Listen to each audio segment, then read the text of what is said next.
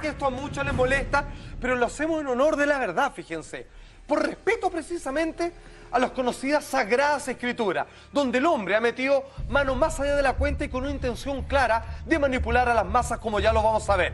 Sin embargo, desde primera vez que leí la Biblia, cuando era muy chiquitito, hubo un texto al final, que está en la última página del Apocalipsis, que me llamó la atención, que me daba miedo, pero también me daba confianza, pero que ahora no es sustento de nada. Por favor, esto está en Apocalipsis y dice en 22:18. Yo testifico, el libro de Juan, muy bien, señor. Yo testifico a todo aquel que oye las palabras de este libro, o sea, del libro de Apocalipsis y todo para atrás, desde el Génesis en adelante. Si alguno, hablando a cualquiera, de aquí en adelante, a lo largo de la historia, si alguno añadiere a estas cosas, palabra u otra cosa, Dios traerá sobre él las plagas que están escritas en este libro. En buenas cuentas, ¿qué significa, amigos míos? El Dios castigador. Dios va a castigar cuando la letra ha sido perfeccionada en todo su relato e historia, desde el Génesis al Apocalipsis. Si alguien lo manipula a su antojo, o para lograr o conseguir algo, para manipular objetivos personales, sencillamente él va a dejar caer las peores plagas sobre él. Ahora, ¿por qué pasa esto? ¿Por qué finalmente hubo manipulación de este libro? Atención, corre video. Greek was the lingua franca of the Roman Empire, and it was certainly the most common language of the Roman elite. They're going to get more money to support their missionary activities by writing in Greek and spreading the word in Greek. They're not interested particularly in how many Jewish people they have in their movement. They want Romans with money. In 313 AD, Emperor Constantine I ended the persecution of Christians in the Roman Empire and declared Christianity to be the official religion. Constantine gets credit for basically saying, look, I don't care what you guys say that you believe, just give me a Bible so I can tell people, here's what we believe. So you get this melding of religious belief with political control. Existe una película, fíjense, que se llama El libro de Eli, donde sale Denzel Washington, que habla de la Tierra completamente destruida, post-nuclear, y hay un tipo que es dueño del agua, y el tipo la lleva y todo. Y lo único que le pide a sus secuaces es que les traiga el libro, porque anda buscando un solo libro, que es la Biblia. Una Biblia que haya sobrevivido, porque dice que el que tenga ese libro va a controlarlo a todo y se va a convertir en el referente de algo que está perfectamente escrito. Porque eso está escrito, son la Sagrada Escritura, palabra y nadie de Dios, discutirlo. como se dice en la misa. Y Constantino lo entendió. plata. Constantino lo entendió eso y dijo, tráiganmelo, porque yo con esto voy a trabajar con las masas y vamos a decir, lo que está acá yo lo creo, esta es la ley y nos vamos para adelante. De hecho, fue en este concilio donde a través de una patada, esto mucha gente lo hemos contado más de no lo saben, la cantidad de libros que tiene la Biblia, la verdad es que los libros que la acompañaban, los libritos, Biblia significa libritos, de hecho. Ah, sí. Sí, eran muchos. De hecho, cuando dijeron, ya, pues, ¿cuáles quedan adentro y fuera? Le pegaron una patada a una mesa y los que cayeron abajo, esos quedaron fuera. Sí, en serio, no, si fue al peo. Y algunos los subieron porque estaban bien escritos y les convenía. Los apócrifos. Excelente, los evangelios apócrifos que hablan respecto a la juventud y niñez de Jesucristo. Atención. Vamos viendo algunos de los cambios categóricos que se han hecho a lo largo del tiempo. En donde, insisto, desde el arameo y el hebreo, uno puede ir al texto original y se da cuenta que las palabras son muy justas y precisas, pero con el tiempo han ido cambiando. Por ejemplo, el diluvio universal. La historia de Noé, cuando metió a los animales. Sí, hay un problema, hay una pequeña diferencia en el concepto. No llovió tanto. ¿Qué es lo que dice, según la Biblia, en el Génesis 7, el capítulo 1 al 4, del versículo 1 al 4? Dijo Jehová a Noé, entra tú y toda tu casa en el arca, su familia, se refiere, no con Shem y todo lo demás. Porque pasados 7 días haré llover sobre la tierra 40 días y 40 noches y raeré sobre la faz de la tierra todo ser viviente que he creado. ¿Qué se entiende por ahí? Que va a hacer llover y va a inundar todo el maldito planeta, porque está cansado la raza humana y se van a salvar solo que estén en el arca. Perfecto. Atención. ¿Faltan los animales? Sí, por supuesto. Eso está más en el párrafo siguiente. Ahora, no es lo que dice el texto original. Nosotros no vamos a interpretar nada, simplemente vamos a decir cómo lo dice el texto original. Atención. The story of Noah building an ark to save his family and save thousands of animals from a flood which destroys all life on earth is an epic from many people's childhoods. But is it in fact? real history. Since then, yet more accounts of the flood story were unearthed in Iraq, confirming that the story first emerged in ancient Mesopotamia, the place where the great Sumerian, Assyrian, and Babylonian civilizations were born. It is very likely that the biblical story has a Mesopotamian prototype because they are so similar. It made him wonder, perhaps the Bible never meant a global deluge. The ancient Hebrew language has one word for land and country and earth, and it's easy to suppose that means the whole earth, but it certainly need not. And I think that it was a local flood that is described there. En este caso en particular, existe una sola palabra para describir país, tierra y planeta. Perfecto. Ok, en este caso es ambiguo, pero cuando tenemos los datos de que esta misma historia es contada, por ejemplo, en las epopeyas de Gilgamesh por los sumerios, sí, la gente de los Anunnaki, exactamente, ni más ni menos, sí. Fíjense que nos damos cuenta que ellos son un poco más acuciosos y dicen, sí, hubo un diluvio, con la intención de barrer con la raza humana que había en ese momento. Fue provocada, fue de alguna manera autogenerada por alguna fuerza de arriba, a los que ellos llamaban sus dioses, etcétera, etcétera. Pero ellos ya hacían referencia que solo era en la localidad, en las cercanías de Malbec, por ejemplo, y todo eso. Malbec. Pues bien, finalmente, finalmente hace referencia la Biblia. Podríamos entender de que Dios no hizo llover imposiblemente sobre todo el planeta, sino sobre una localidad en particular donde estaban probablemente los descendientes de Caín, traicionó que al matar a su hermano Abel, los primeros hijos de Adán y Eva, de los cuales después salió Matusalem, Enoc, etcétera, etcétera. Nunca fue universal. Nunca fue universal. No se destruyó. De hecho, esa es la única manera de explicar cuando llegan al monte Ararat y finalmente los hijos de Noé, que no necesariamente tenían pareja, porque no están mencionados completamente, siguieron reproduciéndose. A menos que haya habido incesto, claro, no pudieran haber existido más raza humana, a menos que se haya juntado hermanos con hermanas, cosa que desde ya estaba bastante prohibida, les cuento. Muchas cosas.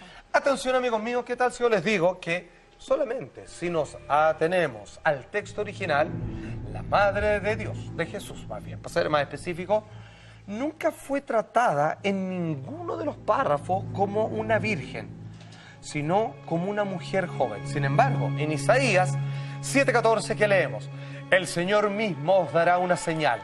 He aquí, una virgen concebirá y dará a luz un hijo, y le pondrá por nombre Emanuel. Por si no lo sabían, Emanuel es el verdadero nombre de Jesús. No entendía las leyes biológicas ese señor. Bueno, atención, ella que estaba casada debidamente con un carpintero llamado José, finalmente siendo que él se molesta porque encuentra que ve que hay un embarazo indebido, que no parece ser el autor, sin embargo no parece ser un problema en el futuro, puesto que incluso esto explicaría muchas cosas, amigos míos.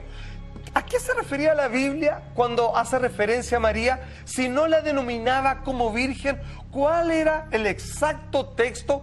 ¿Cómo hacían referencia a esta mujer? Atención.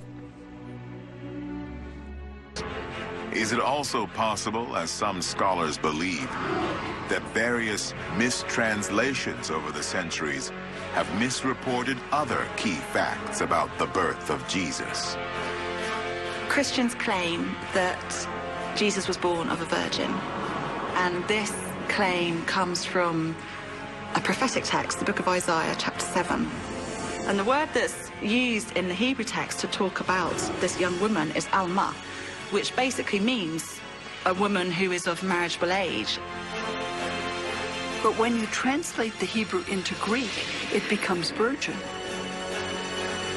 And that's when it can become, for Matthew and Luke, a sort of bolt of lightning saying, oh, it was a miracle. His mother was a virgin. So that's where you get a different translation. Solo hacía referencia a una mujer joven nada más, que se asume virgen, digamos, su corta edad, pero ya ella estaba casada. De hecho, esto podría explicar muchas cosas. De hecho, hay quienes dicen que si uno junta los evangelios apócrifos con el seguimiento de dónde sacó cada uno de sus apóstoles, Juan, que era considerado el apóstol predilecto de Jesús, podría haber sido prácticamente su hermano. De hecho, cuando está en la cruz, le dice a su mamá, a María, le dice, madre, ahí está tu hijo, cuídalo, todo lo... De alguna manera diciendo, yo ya me tengo que ir, pero tú todavía tienes otro hijo de los cuales hacerte cargo, como mi hermano Juan. Para Igual leyendo entre líneas. es un poco delicado el tema, porque al final Muy es como delicado. cuando uno juega al teléfono, que pasa la información de uno a otro y se va cambiando, porque una palabra que se cambia acá cambia toda Por la supuesto, historia sí. y de ahí empieza... Ahora, yo creo que y que todos crean en eso al es final. muy atractivo decir, porque estamos hablando... Es muy vendible. A ver, porque el milagro es tal. La gente le da O sea, me refiero, fe. fue concebida, digamos, inmaculadamente, al punto de que si bien ella quizás ya hubiese tenido relaciones con su esposo... Es más banal, es más terrenal eso. Claro, Le gusta algo porque más. alguien podría decir, nada, ¿de qué te habló un ángel? José fue el que... ¿Cachai? Porque es lo lógico. En cambio, el otro corrige una serie y le da un contexto mucho más prodigioso, de milagro. ¿Y qué pasa con la fe de millones de personas que ven en la Biblia un texto absolutamente para creer tal como sale ahí? Claro. Hay religiones que, hay otras que no, que interpretan. Por supuesto, como los testigos de Jehová, por ejemplo, que son literales, digamos, y que no tengo. Pero ojo, son tan literales que ellos hacen estas correcciones. Atención, amigos míos, tenemos otro. Jesús al momento de morir. Bueno, Jesús no quería morir. O sea, le pidió a Dios, a su Padre, en infinita oportunidad, sácame este cáliz y todo lo demás. Ah, ¿cómo? ¿Por qué me has abandonado? Nunca dijo eso. ¡Mentira! ¡Nunca dijo ¿Pero eso! cómo? Atención, amigos míos. Biblia ¿Qué es lo que tiene. dice el texto Película, bíblico? Eduardo. Según la Biblia, por favor, señor director, dice lo siguiente. En Mateo 27, del versículo 45 al 50, cerca de la hora novena, Jesús clamó a gran voz diciendo, Dios mío, ¿por qué me has abandonado? Mas Jesús, habiendo otra vez clamando a gran voz, entregó el espíritu y terminó falleciendo y se viene la lluvia, el terremoto y todo lo demás. Pues bien, lo que dice realmente, y me parece más justo, es lo siguiente. Atención. Cerca de la hora novena, estamos haciéndolo literal la traducción, Jesús clamó a gran voz, hasta ahí peque, diciendo, Dios mío, mi destino ha sido cumplido. Cáchate, po. Nada que ver. Mas Jesús, habiendo otra vez clamado a gran voz, entregó el Espíritu. Bueno, hay una gran diferencia. Hay un estado de duda que no sé por qué. Yo creo que es para hacerlo más humano. Yo nunca lo he entendido bien. De hecho, nunca he entendido bien por qué el cristianismo decidió colocar a Jesús en un momento de tortura para, en vez de recordar lo precioso, luminoso, milagroso. Lo transforman en un mártir. Claro, lo transforman en un mártir. Y exacerbando el momento físico por el cual en esa época se le castigaba a las personas como Jesús. Exactamente, pero generalmente estamos más apegados al hombre, a la carne de Jesús, que a su espíritu, que es el que te salva. Porque podría haber salido volando en otra trama, podría haber salido volando y se va. Bueno, qué curioso que la película más polémica que se ha hecho hasta ahora, Jesús, siendo Chile el último país a ser estrenada, la última tentación de Cristo, lo último que dice, luego de que Jesús vive la tentación y vuelve a la cruz, es "It is accomplished", vale decir, se realizó, se cumplió la misión, lo dice lateralmente, y fíjate que es mucho más fiel al texto original, la tan polémica cinta de Martin Scorsese. Pues mucha atención, porque las polémicas no terminan acá. ¿Dónde murió Jesús? En la cruz. ¿Cómo? Me gustaría decirte eso, pero la verdad es que no. Broma. Escúchenme. No te Esta puedo vez creer, yo fui y esa dije, no te la puedo bueno, creer. a mí cuando era pequeño me costó, dije no, pero ¿Qué ¿dónde? hacemos con los niños Fui ahora? donde un amigo, testigo de Tú lo Jehová, aprendiste de pequeño. y me muestra, sí me gustaban los textos religiosos, y me muestra la traducción literal. Yo simplemente le puedo adelantar que Jesús no murió en una cruz. De hecho, la palabra exacta está muy bien indicada. ¿Cuál es? Se lo voy a mostrar a la vuelta de esta breve pausa comercial. Simplemente es haber estado ahí, cosa que nadie puede hacer hasta lo que sabemos. No existen los viajes en el tiempo, menos aún al pasado. Pues bien, ¿qué es lo que nos queda entonces? Los textos originales, que eso sí existen. Y en honor a la verdad, hay una palabra muy específica para cruz, para crucifixión, que aparece en algunos puntos de los textos sagrados. Sin embargo, no es aplicable para lo que le hicieron a Jesús. Según la Biblia, Juan, capítulo 19, versículo 17 y 18, dice: tomaron pues a Jesús y él salió cargando su cruz al sitio llamado el lugar de la calavera, donde lo crucificaron, vale decir, donde lo colocaron sobre una cruz con los clavos, las muñecas, etcétera, etcétera, y en los empeines, y con él a otros dos, los ladrones, ¿cierto? Uno a cada lado y Jesús en el medio. ¿Ok? Pues bien, Eso lo conocemos todos. eso es lo que todos la vemos. Biblia latinoamericana. Tenemos la pintura del arte bizantino en adelante, los renacentistas que hicieron obviamente gárgaras con esto. Están las películas que ninguna ha tratado de hacer otra cosa, excepto una en Las particular. cadenas. Y de repente, ok, haga una cosa, vamos al texto original a ver si es que alguien lo cambió. Y por supuesto, hay una palabra específica para cruz y no fue ocupada. Lo que dice la teoría del crux simplex dice: investigadores de fines del siglo XIX aseguran que Jesús fue crucificado en una viga vertical.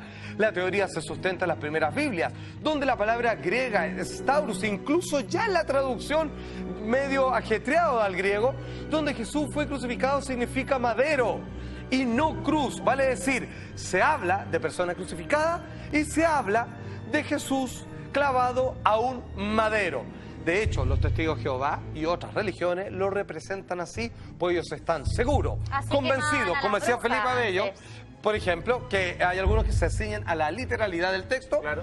Así es como lo representan y no como el de la derecha. Es raro que el símbolo universal del cristianismo sea la cruz. Absolutamente. Y podría estar en un completo error. ¿Por qué? Porque se quiso en algún momento que la cruz fuera como elemento más popular de tortura, de mártir, y finalmente era mucho más telenovelesco que el otro. Amigos míos, como dice la Biblia, supuestamente las penas del infierno para aquel que cambie palabra. Bueno, a esta altura lo han hecho todas estas veces.